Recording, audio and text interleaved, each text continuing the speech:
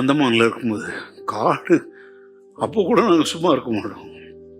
என் கூட இந்த மிஷினரி ஒருத்தருடைய பேர் சுகுமார், நல்ல ஆர்ட், நல்லா எழுதுவார். நான் கூட எழுதுவேன், ஆனால் என்னை விட அவர் நல்லா எழுதுவார். பெயிண்டிங்களை வாங்கிட்டு படகுகள்லாம் வந்து இறங்கும் பார்த்தீங்களா, அங்கே மக்கள் முன்னாலே போய் உட்காந்துருப்பாங்க, காத்திருக்கணும், படகு வந்த உடனே தான் போக முடியும். அதனால் அதெல்லாம் மக்கள் கூடுகிற இடங்களில் போய் கர்த்தருடைய வசனங்களை நாங்கள் எழுதுவோம். பல மொழிகளில், ஹிந்தியில் எழுதுவோம், பெங்காலியில் எழுதுவோம், இங்கிலீஷ், தமிழ், மலையாளம், எல்லாம், தெலுங்கு எல்லாம் எழுதுவோம். அப்போ எப்படி எழுதுவோம் தெரியுமாங்க? கவனிக்கிறீங்களா? தூங்குறீங்களா? உன் முன்னாடி உட்கார்ந்து இருக்கிறவன் ரோட்டு நாய் இல்ல. அன்னைக்கு ஆண்டவர் நல்ல பெலன் உடம்புல தந்திருந்தார். ஒரு நேர உணவு எங்களுக்கு, நான் சொல்லியிருக்கேன், 1.5 ரூபாய்க்கு ஒரு டைகர் பிஸ்கட் வாங்கி 4 நாள் 5 நாள், ஒரு நாளைக்கு 2 நக்கி நக்கி சாப்பிட்டுட்டு தண்ணி குடிச்சிட்டு இருந்த காலம் அது. ஆனால் உடம்புல ஒரு பெலன் இருக்கும்.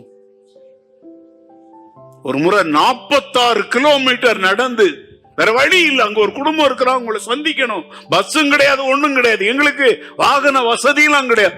46 கிலோமீட்டர் நடந்து போய் அந்த குடும்பத்தை சந்திச்சு கால்கள் வீங்கி படுத்து கிடந்தோம்.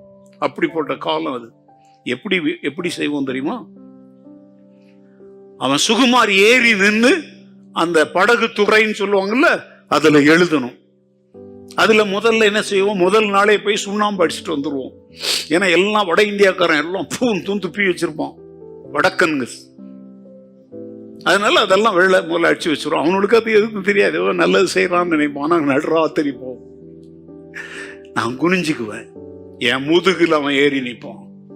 இன்னொருத்தன் ஆலன், ஜிம் கல்யாணத்துக்கு வந்திருந்தார், நீங்க பார்த்துருப்பீங்க. இப்போ பாஸ்டர் மோகனுடைய ஊழியத்தில் அவர் தான் டைரக்டரா இருக்கிறார், மிகப்பெரிய பொறுப்புல ஆண்டவர் வச்சிருக்கிறார். எங்க சும்மாலாம் மேல வர முடியாதுங்க, பாட்டு பாடுற தாழ்ந்து இருக்கு, ஜாம், அதனாலலாம் வர முடியாது. உன்னத பலன்.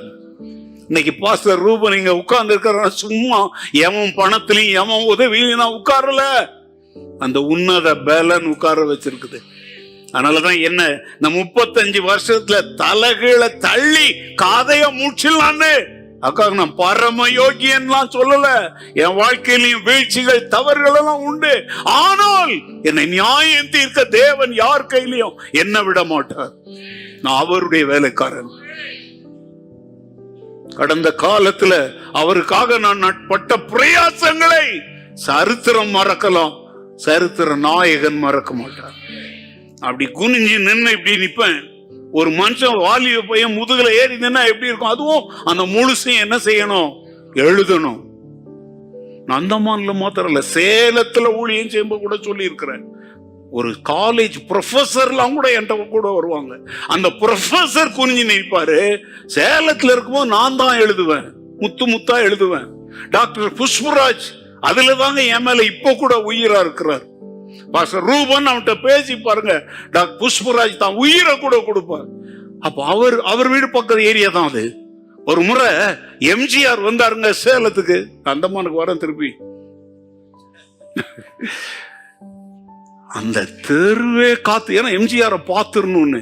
சேலம் உருக்காலைன்னு ஒண்ணு இருக்குது, சேலம் ஸ்டீல் பிளான்ட், அங்கதான் ஹெலிகாப்டர் வந்து இறங்கும். அவருக்கு அங்க இருந்து கார்ல வருவார். கூட்டமோ கூட்டம். நாங்க பார்த்தோம், இதாண்டா சான்ஸ். அந்த சேலம் உருக்காலை போற ரோடு முழுசும் பைபிள் வசனத்தால நிரப்பணும்னு 2 வாரம் ராத்திரியில பேய் தான் அலையும். நாங்களும் பேய் தான், இயேசுவுக்கு பேய். போய் பெயிண்ட் பண்ண எடுத்துக்கிட்டு அவர் குனிஞ்சு நிற்பாரு. எங்க அப்படி நிக்கிறது கால் ஆட்டும், பயமா இருக்கும் தெரியுமா? நம்ம தடிக்கு விழுந்துருவோமோன்னு கூட பயமா இருக்கும். எங்களுக்கு ஏணி வாங்க கூட எங்க கிட்ட வசதி கிடையாது. ஏறி நின்று இயேசுவே அப்படிலாம் எழுதுவேன்.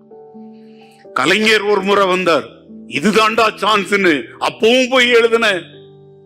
இதெல்லாம் என்ன பலன்? கால்களின் பலன் அல்ல, உன்னத பலன். சரி, அந்தமான் கதைக்கு வரேன். இப்போ அந்த சமயம் பார்த்து அங்க ஒரு லூசு போய் அந்நேரத்துக்கு ராத்திரி 2 மணிக்கு அங்க சுத்திட்டு கிடக்குறான்.